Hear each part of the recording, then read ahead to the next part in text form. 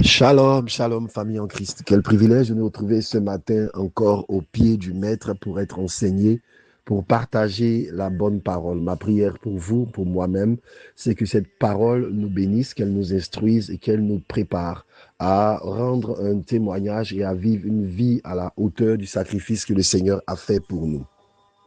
Pendant ce mois, nous continuons de parler de la grâce sous l'angle de comprendre notre exhortation de ne pas corrompre la grâce. Nous avons compris ensemble que le Seigneur, n'est-ce pas, opère envers nous sur la base de la grâce, mais que la grâce peut être corrompue. La grâce peut être mal comprise, la grâce peut être mal reçue, mal mise en œuvre pour le détriment de ceux que cette grâce devait bénir. Cette semaine, nous avons ensemble essayé d'étudier ce qui corrompt la grâce. Et en ce jour, nous parlons de l'antéchrist. Le texte de méditation est tiré de 1 Jean 4,3 qui dit ceci. Et tout esprit qui ne confesse pas Jésus n'est pas de Dieu, c'est celui de l'antéchrist, dont vous avez appris la venue et qui est maintenant déjà dans le monde. Parole du Seigneur, Amen. Hier, nous avons été formidablement bénis par Pasteur Steve, qui nous a instruits sur les doctrines des démons, et le développement de ce jour s'inscrit dans cette même logique, dans cette même lignée, l'antéchrist. Celui qui a écrit cette épître, c'est Jean, l'apôtre de l'amour, et quand vous lisez le contexte, il était en train d'exhorter les enfants de Dieu à conserver leur foi. L'exhortation qui précède les passages que nous sommes en train de lire dit expressement « N'ajoutez pas foi à tout esprit, mais éprouvez-les pour savoir s'ils sont de Dieu. » Il dit en substance que beaucoup d'esprits sont répandus, beaucoup d'influences se présentant comme étant celles de Christ sont déjà à l'œuvre et qu'il y a lieu de mettre en place un discernement. L'antéchrist, c'est quoi? L'antéchrist, c'est qui, devrait-on dire? Premièrement, l'antéchrist est formé d'un mot qui peut être perçu sous deux angles. Premièrement, antéchrist ou antichrist. Les deux sens ne sont pas exactement les mêmes, mais ils traduisent une réalité qui converge vers une même vérité. Premièrement, l'antéchrist, c'est l'influence d'un esprit d'abord, d'une doctrine, d'une influence, mais qui va être incarnée par un personnage dans les temps de la fin. Et comme le nom le dit, anté, qui veut dire avant, viendra donc avant le Christ. Ensuite, antichrist, bien évidemment, cet esprit, cette influence, va se déployer contre tout ce qui est de Christ. Voilà la chose qu'il faut comprendre en tant qu'enfant de Dieu. C'est que le mal, c'est que le faux, dans son déploiement, va précéder la manifestation du véritable. Le Seigneur dit, la nuit est avancée, le jour est proche. Donc, l'un des signes que le jour est proche, c'est le fait que la nuit avance.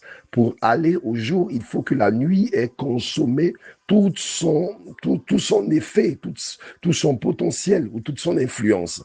Cela nous fait comprendre une chose. Je prie que vous pardonniez ma voix, je ne me porte pas très bien. On va y arriver.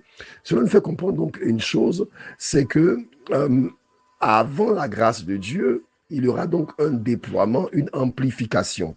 Ces écrits sont faits il y a quand même près de 2000 ans. Et donc, il y avait déjà une influence spirituelle qui était à l'œuvre, mais ce que la Bible nous relate, ce que la Bible nous enseigne, c'est que dans les temps de la fin, le mal va empirer, le mal va se déployer. Ce qui veut dire que quand le mal se déploie, nous en subissons donc les effets, c'est vrai, mais en même temps, c'est un signe incontournable. Nous ne pouvons pas prier pour que le mal ne se déploie pas. Nous pouvons simplement prier afin d'y être préparés et afin de pouvoir donc, dans la situation dans laquelle le mal a abondé, pouvoir déployer la grâce surabondante de Dieu. Donc, notre orientation n'est pas de nous focaliser sur le mal, parce que les choses qui ont été écrites au sujet du mal, c'est que le mal va s'amplifier. La Bible déclare que l'iniquité va s'accroître au point de pouvoir donc étouffer, refroidir la charité du plus grand nombre. Donc, il est vain, tout comme il est vain de prier pour la conversion du diable, il est vain d'essayer, n'est-ce pas, de prier pour que la société soit épurée du mal. Il est plutôt biblique et eschatologique de se concentrer sur le fait que le mal ne peut pas étouffer la grâce et que là où le mal se déploie, la grâce doit pouvoir surabonder. Les enfants de Dieu doivent être conscients de la grâce qui doit surabonder non seulement pour leur vie, mais de la grâce qu'ils doivent transporter avec des évidences plus fortes pour ceux qui ont besoin d'être sauvés dans cette circonstance. L'antéchrist précédera le Christ. Et le déploiement donc de ces œuvres dont on a parlé hier avec Pasteur Steve, qui sont, entre autres, les fausses doctrines ou les doctrines de démons, vont être de plus en plus de mise. Il y a donc lieu que les enfants de Dieu soient équipés. Et c'est une bonne chose que les enfants de Dieu soient enracinés dans la parole de Dieu pour justement éprouver tout esprit. L'apôtre Jean le dit expressement, n'ajoutez pas foi à tout esprit. Cela donc doit être une attitude normale, comme celle des Béréens, qui ne doit pas installer les enfants de Dieu dans un sentiment de culpabilité, dans un sentiment de crainte, dans un sentiment d'oppression, s'ils veulent questionner, s'ils veulent, n'est-ce pas, comprendre le fond de ce qui leur est enseigné. Paul avait encouragé l'attitude des Béréens. Il ne s'était senti nullement offusqué que les Béréens décident de vérifier si ce qui leur enseignait était conforme aux Écritures. Ces temps de la fin nous obligent ou nous exhortent à ce que nous puissions adopter cette attitude. Et nous, en tant que bergers, en tant que pasteurs, en tant qu'enseignants, nous encourageons le peuple de Dieu à adopter cette attitude. Nous n'en prendrons pas ombrage, au contraire. Pourquoi ? Parce que la vigilance est de mise. L'un des éléments qui va faciliter le déploiement des fausses doctrines, c'est la démission de l'analyse de la plupart des chrétiens.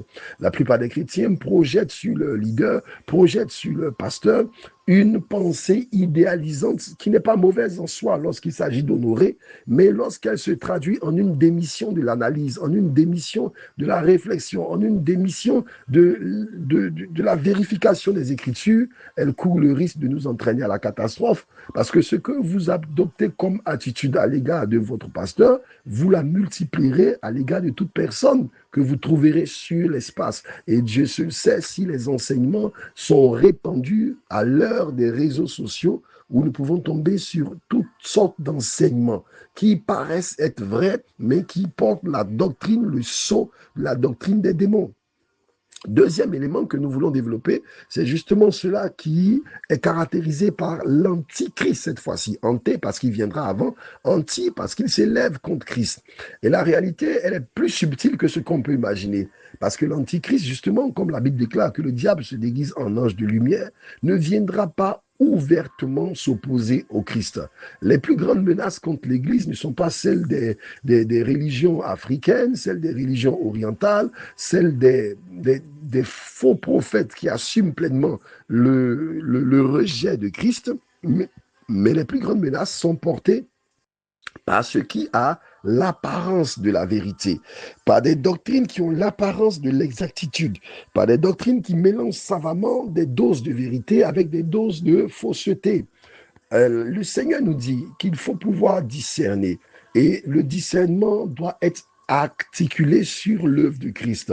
Si un enseignement amoindrit l'œuvre de Christ, si un enseignement détourne l'enfant de Dieu de la centralité de Christ pour la porter vers lui-même, ou pour porter cette attention vers l'homme de Dieu, pour porter cette attention vers une communauté, vers une pratique, plutôt que de revenir à la centralité de Christ, quel que soit ce qui est enseigné, nous sommes déjà sur un terrain glissant de pouvoir aller vers quelque chose qui est antichrist. Antichrist, c'est le rejet de l'œuvre de Christ, c'est le rejet de la centralité de Christ, c'est le rejet de la suffisance de Christ. Cela ne veut pas dire que les chrétiens ne peuvent pas ou ne doivent pas, n'est-ce pas, s'approprier cette grâce-là en déployant certains actes, certaines actions, certains efforts. Pierre vraiment parlait en disant, sa divine puissance nous a donné tout ce qui contribue à la vie et à la piété. À cause de cela, faites tous vos efforts. Il y a donc de la place pour les efforts, pour les enseignements qui mettent en centre notre responsabilité, mais elles ne devraient jamais remplacer la centralité et la suffisance de l'œuvre de Christ.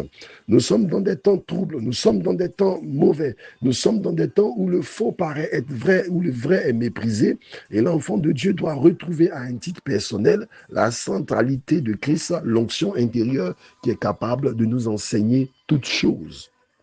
Il vient avant le Christ, et la Bible déclare qu'il est déjà dans le monde. Comme je le disais d'entrée de jeu, L'Antichrist, c'est un personnage, certes, qui va paraître tel que l'Apocalypse le dit, mais l'Antichrist, avant d'être incarné par un personnage qui sera peut-être politique, qui sera peut-être religieux, il est d'abord une influence, il est d'abord une pensée, il est d'abord une façon de faire, il est d'abord donc un esprit. Et c'est pourquoi Jean disait déjà à son époque qu'il est déjà là, son influence est déjà là. Nous devons donc veiller, nous devons donc être vigilants et que Dieu nous préserve en nous attachant au Christ. La bonne façon d'être préservé, c'est d'être attaché à l'amour de la vérité. La Bible déclare que les gens seront entraînés par une énergie d'erreur parce qu'ils auront rejeté l'amour de la vérité. Nous devons aimer la vérité, quel que soit ce qu'elle porte, quel que soit son caractère difficile, il faut aimer la vérité et nous aurons ainsi les fondements, les fondamentaux de ce qui peut nous préserver dans les courants de l'erreur qui se déploient de plus en plus. Soyons bénis, soyons encouragés au nom de Jésus. Amen.